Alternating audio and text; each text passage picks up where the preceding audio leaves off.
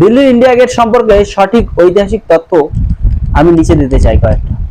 India গেটে যাদের নাম লেখা আছে তারা কিসের জন্য শহীদ হয়েছিল?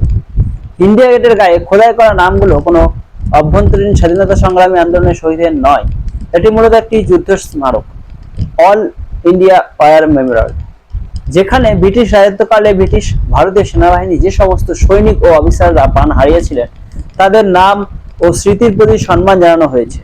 মূলত দুটি যুদ্ধের শহীদদের স্মরণে এটি নির্মিত হয়েছিল।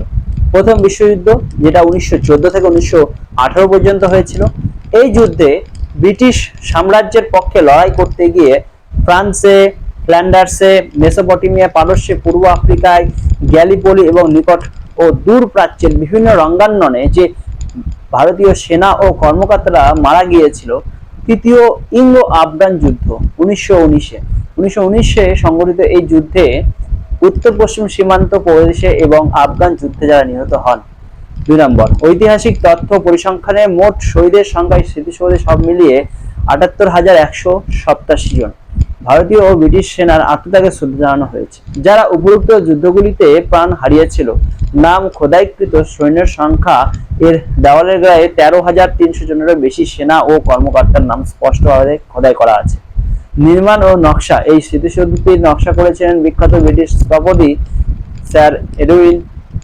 1921 সালে 10 ফেব্রুয়ারি এর ভিত্তিপ্রস্তর স্থাপন করা হয়। 1913 সালের 12 ফেব্রুয়ারি তৎকালীন ভাইসরয় লর্ড আরউইন এর উদ্ভাবন করেন।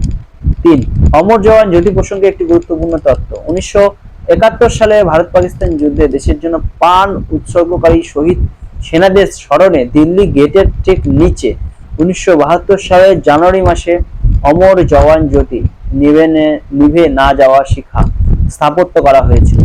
তবে পরবর্তীতে 2022 সালে এই শিখাটির কাছে অবস্থিত নতুন জাতীয় যুদ্ধ স্মারক ন্যাশনাল ওয়ার মেমোরিয়াল স্থানান্তরিত করা হয়। সংক্ষেপে, ইন্ডিয়া গেট কোনো স্বাধীনতা সংগ্রামীদের স্মারক নয়, এটি প্রথম বিশ্বযুদ্ধ ও তৃতীয় ইঙ্গো আফগান যুদ্ধে ব্রিটিশ ভারতীয় বাহিনীর হয়ে যুদ্ধ করতে গিয়ে নিহত হওয়া সেনাদের।